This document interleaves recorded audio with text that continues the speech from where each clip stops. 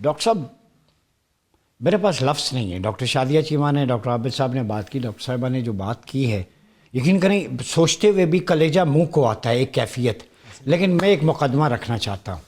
ہم اللہ کے حضور، ڈاکٹر عابد صاحب آپ بھی سن رہے ہیں، ڈاکٹر شادیہ بھی، کم از کم روز محشر اللہ رسول کے سامنے یہ کہہ سکیں کہ ہم نے یہ ویلاگس کیے، اس پہ 3-4 یہ پروگرام کر رہے ہیں، مولا ہم نے آواز بلند کی تھی. میں یقین کریں اس وقت میرے رونگٹے کھڑے ہو رہے ہیں. رونگٹے اس لیے کھڑے ہو رہے ہیں کہ ہماری ریڈ لائن ڈاکٹر صاحب کراس ہو گئی ہے. کعبۃ اللہ کا جو غلاف ہے کسوہ، اس کے 3 ٹکڑے ہیں، اندر کا، باہر کا، اور ایک جو استعمال نہیں ہوتا. عزیزہ احمدی کے تھرو UAE میں تھی، یہ ایپسٹین نے منگوایا، اور یہ ٹویٹ میرے سامنے ہے. سائرس انٹرنیشنل کمپنی ہے، انہوں نے کیا ہے ایکس پہ. ہم اپنی طرف سے نہیں کہتے، وہ کہتے ہیں it has been revealed that pieces of the Kaaba covering were purchased by Jeffrey Epstein to be used as carpet in his room. Doctor Shadiya Cheema, Abid صاحب، ڈاکٹر صاحب یہ بتائیں، مجھے آپ مفلر دیتے ہیں تحفے میں یا سویٹر، میں اس کی پکچر بنا کے آپ کو بھیجتا ہوں کہ یہ میں اس کو ٹاکی کے طور پہ کیا گزرے گی. میرے کعبہ میں اللہ رب العزت کا گھر ہے جہاں مناجات کرتے ہیں سارے، اس کا ٹکڑا ایپسٹین نے اپنی کارپٹ کے لیے یوز کیا جس پہ کلمہ بھی سارا لکھا. کیا ریڈ لائن نہیں کراس ہو گئی ڈاکٹر صاحب؟ آپ نے بڑی امپورٹنٹ بات کی ہے. ہمیں نا اس وقت ایک چیز تو یہ ضروری ہے جو کہ ابھی ڈاکٹر صاحبہ نے کی، آپ نے بھی بڑا ڈسکس کیا کہ بھئی لیٹ سے ہمارے ساتھ ایک حادثہ پیش آیا ہے اور ہم بیٹھ کے تخمینہ لگا رہے ہیں اس بات کا کہ ہمارا کتنا نقصان ہوا ہے. یہ جو لوٹ مار کرنے والے غنڈے گھر کے اندر گھسے، انہوں نے کیا توڑا یا کیا لے گئے، انہوں نے کس کو اغوا کیا. لیکن میں آپ کی نشاندہی اس سے بھی ایک ضروری امر کی طرف کرانا چاہوں گا کہ دیکھیں جب بھی کوئی حادثہ ہوتا ہے نا تو 2 سوالات سب سے امپورٹنٹ ہیں.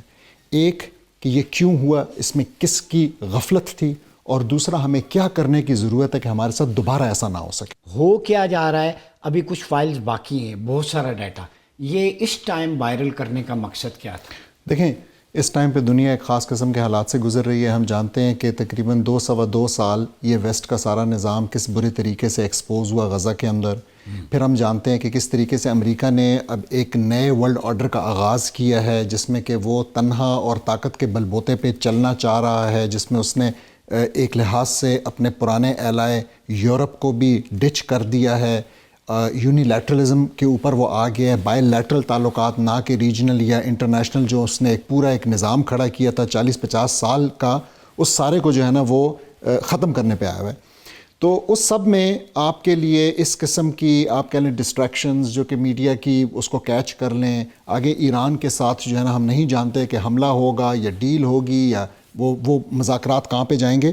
لیکن میں پھر سے اپنی بات کی طرف آؤں گا کہ دیکھیں جب اتنا بڑا دھچکا کسی کو بھی لگتا ہے، ایون لیٹ سے اگر ہم ایک فیملی ہیں اور ہمارے گھر چوری ہو جائے، تو کیا یہ بات سچ نہیں ہے کہ یہ دیکھنے کے بعد کہ ہم سے کیا چوری ہوئی، کیا لٹا، کیا نقصان ہوا، ہم بیٹھیں گے اور یہ سوچیں گے کہ یہ کیوں ہوا، ایسا کیسے ممکن بنا، اور بی کہ اب ہم نے کیا کرنا ہے کہ یہ دوبارہ نہ ہو.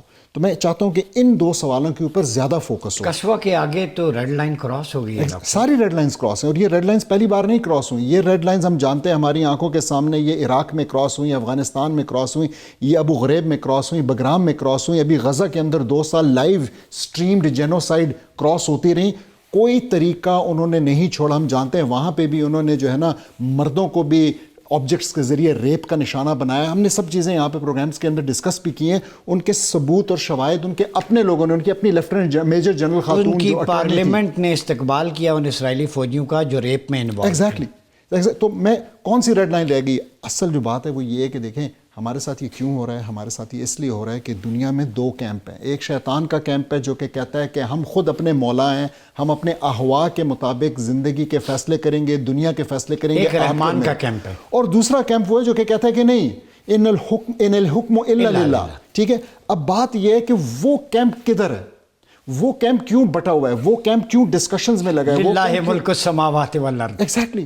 تو اب ضرورت اس بات کی ہے کہ وہ کیمپ سامنے آئے اور وہ کہے کہ جی ہم اب مزید ان بہانوں کے پیچھے چھپنے والے نہیں ہیں جن میں ہمیں لگایا گیا ہے کہ نہیں جی یہ اسلام ہے، یہ اسلامی ریاست ہے، ایسے ہم اس سے نکل کے ہم اب اس بات کی طرف جائیں کہ یہ نہیں ہے. اور اسلام کا اپنا ایک نظام ہے، اپنا ایک ڈھانچہ ہے جس کی تکمیل پاکستان بھی بات کرتا ہے. اس کا نام ہی خلافت ہے. وہ مسلمانوں کی، تمام مسلمانوں کی ہوتی ہے، اس میں ایک لیڈر ہوتا ہے. اس میں شریعہ پوری کی پوری امپلیمنٹ ہوتی ہے جو ٹرمپ نہیں چاہتا, جو کوئی بھی نہیں چاہتا, اس کیمپ میں سے تو کوئی بھی نہیں چاہتا, وہ سارے لوگ جو یہ نہیں چاہتے ہیں سامنے آ گئے. تو ہمیں دیکھیں, آپ کو یاد ہوگا ہماری ہسٹری کے اندر ہے کہ ربیع ابن عامر جو ہیں وہ گئے رستم سے ملنے کے لیے. رستم نے جو کمانڈر تھا فارسی, ان کو بلایا کہ بھئی تم لوگ آخر چاہتے کیا ہو. آپ کو یاد ہوگا کہ ان کا جو جانا ہے وہاں پہ نا, وہ کس سٹائل میں گئے, وہ ان قالینوں کو اور تکیوں کو اپنی تلوار سے پھاڑتے ہوئے گئے, اپنا خچر بھی جو ہے نا وہ اندر لے کے گئے. اس کے بعد انہوں نے پوچھا تم کیا چاہتے ہو, تو انہوں نے جو بات کہی نا وہ ایک ایسا میسج ہے جو کہ آج ایکو کر رہا ہے. انہوں نے کہا کہ ہم انسانوں کو, انسانوں کی غلامی, یہ جو ہم نے دیکھا ہے یہ سب انسانوں کی غلامی کے شواہد ہیں, ہم انسانوں کو انسانوں کی غلامی سے نکال کر اور اللہ کی بندگی میں لانا چاہتے ہیں. ہم انسانوں کو اس دنیا کی تنگی سے نکال کر آخرت کی وسعت میں لانا چاہتے ہیں, اور ہم اس دنیا کو مذاہب اور لوگوں کی ہوا کا جو ظلم ہے اس سے نکال کر اللہ کے نظام کے انصاف میں لے جانا چاہتے ہیں. اور جو اللہ کی رسول صلی اللہ علیہ وسلم کی غلامی ہے نا, وہ یہ غلامی نہیں ہے, وہ پاس بٹھا کے کھانا کھلانا ہے, اپنے جیسا سٹیٹس دلانا وہ بندگی ہے. ہائے ہائے, ٹھیک ہے, وہ یہ فرق ہے اس محبت والی غلامی میں اور جبر والی غلامی. وہ چیز ہے جو کہ ہمیں اصل میں آزادی بخشتی ہے, ہمیں اصل میں سکون بخشتی ہے. جو رسول اللہ کے پہلو میں غلامی میں آزادی ہے وہ کہیں اور نہیں ہے, ہو ہی نہیں سکتا. یہودی کی بیٹی بھی آئے تو کہتے ہیں چادر دو, بیٹیاں سب کی سانجی ہیں. ڈاکٹر صاحب نے جو بات کی نا, اس پہ ایک پوٹا پوٹی کی اصطلاح ہے, ایک سکینڈل ہے نجی جزیروں پہ ہوتا ہے, اور تیل کی تجارت وہ جو ہے انسان کو مال تجارت بنا دیا. پوٹا پوٹی یہ ہے کہ موبائل ٹائلٹ سیٹ جسے کہیں بھی لایا جا سکتا ہے. اب ان ایپسٹین فائلز میں یہ کہا گیا ہے کہ یہ اصطلاح ان خواتین, ماڈلز, انفلوئنسرز, انسٹاگرام سٹارز کے لیے استعمال کی گئی ہے جنہیں شیوخ یا شہزادے اور ارب پتی اپنی غلاظت نکالنے کے لیے استعمال کرتے ہیں. اس اسکینڈل کے مطابق دولت کے نشے میں چور یہ لوگ ماڈلز کے ساتھ جانوروں سے بدتر سلوک کرتے ہیں. اس میں انسانی فضلہ, کھانا, پیشاب اور ایسی حرکات شامل ہیں جنہیں بیان کرنا ممکن نہیں, اور لڑکیوں لفظی طور پر انسانی ٹوائلٹ کے طور پر استعمال ہوتا ہے جسے پوٹا پوٹی کہتے ہیں. اور اسے بی بی سی نے death in some one country اور ورلڈ آف سیکرٹس کے اندر بھی بیان کیا گیا, اور اس پہ 4 کتابیں لکھی ہیں. دادا لگا لیں. میں پھر کہوں گا کہ ڈاکٹر صاحب ہمیں ضرورت ہے کہ اب ہم ڈسکشن کو نا اس طرف لے کے جائیں کہ یہ ہو گیا, ہم نے کیا کرنا ہے, ہمارے لیے کیا ہے, ہم نے کیا کرنا ہے, لیسنس کیا ہیں, اور ایگزیکٹلی لیسنس کیا, اور ہم نے اس کو کیسے اوائڈ کرنا ہے. اگر یہی چیز کل بھی ہو رہی ہے, پرسوں بھی ہو رہی ہے, سال بعد بھی ہو رہی ہے, 10 سال بعد بھی ہو رہی ہے, جو ہمیں نظر آ رہا ہے کہ اگر ہم نے کچھ چینج نہ کیا تو اس سے زیادہ ہوگا, یہ چیزیں ہمارے گھروں تک پہنچ جائیں گی. ڈرتے ہیں اس پہ بات کرتے ہوئے. بالکل. تو میں یہ ہمیں اب کہنا ہے کہ بس, اور میں بڑے کلیئرلی کہوں گا کہ دیکھیں, اگر انسانوں کو دیکھیں, ایک کال ہے آپ نے سنا ہوگا کہ جی power corrupts, absolute power corrupts absolutely. اب ہم تو یہ مانتے ہیں کہ ایبسولوٹ پاور اصل میں اللہ کے پاس ہے. میں آپ کو بتاتا ہوں کہ یہ کس پاور کی بات ہو رہی ہے جو کرپٹ کرتی ہے. یہ وہ پاور ہے جو ایپسٹین کے پاس تھی, جو ٹرمپ کے پاس ہے, جو لوگوں کے پاس ہے. قانون سازی کی پاور, قانون خریدنے کی پاور, معافی تلافی پارڈن کروانے کی پاور, اپنے لیے استثناء لینے کی پاور. یہ جو پاورز ہیں یہ وہ پاورز ہیں کہ جب انسانوں کے پاس آ جاتی ہیں تو ان کی کرپشن کا پھر کوئی حساب نہیں رہتا ہے. اور ہم جانتے ہیں کہ اسلام ایسی کوئی پاور نہیں دیتا, بلکہ اسلام جو ہے وہ قانون سازی کا اختیار انسانوں کو دیتا ہی نہیں ہے. تو اگر کہیں پہ قانون سازی کا اختیار ہے اور ہمارے معاشروں میں ہے, اور ہمارے معاشروں میں ہم نے دیکھا ہے کہ ہم نے ٹرانسجنڈر کو اجازت دے دی, ہم نے اللہ کے قوانین جو شادی کے حوالے سے اس پہ پابندی لگا دی, تو میں آپ سے پوچھتا ہوں کیا چیز ہے جو روک رہی ہے اس وقت اگلے 10, 15, 20 سال میں ان چیزوں کو ہمارے ممالک کے اندر لیگلائز ہو جانے سے؟ اگر ہم ٹرانسجنڈر کا قانون پاس کر سکتے ہیں تو کیا ہم یہ نہیں پاس ہو سکتا کہ کل کو ہم کہیں کہ ہاں جی یہ سب کچھ بھی لیگلائز ہے؟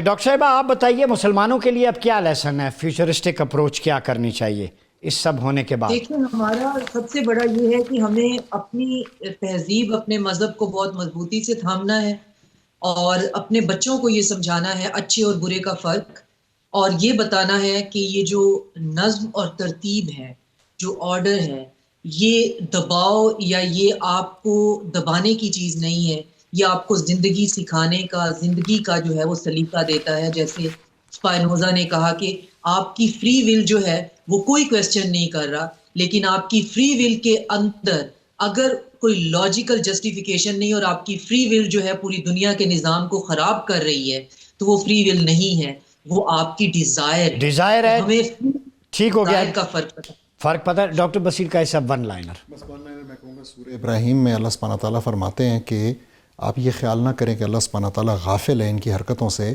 بلکہ اللہ اس دن کا انتظار کر رہا ہے کہ جس دن ان لوگوں کی آنکھیں اپنے کیے ہوئے کو دیکھ کے پھٹی کی پھٹی رہ جائیں گی کہ اس کی سزا ہمیں کیا ملنی ہے۔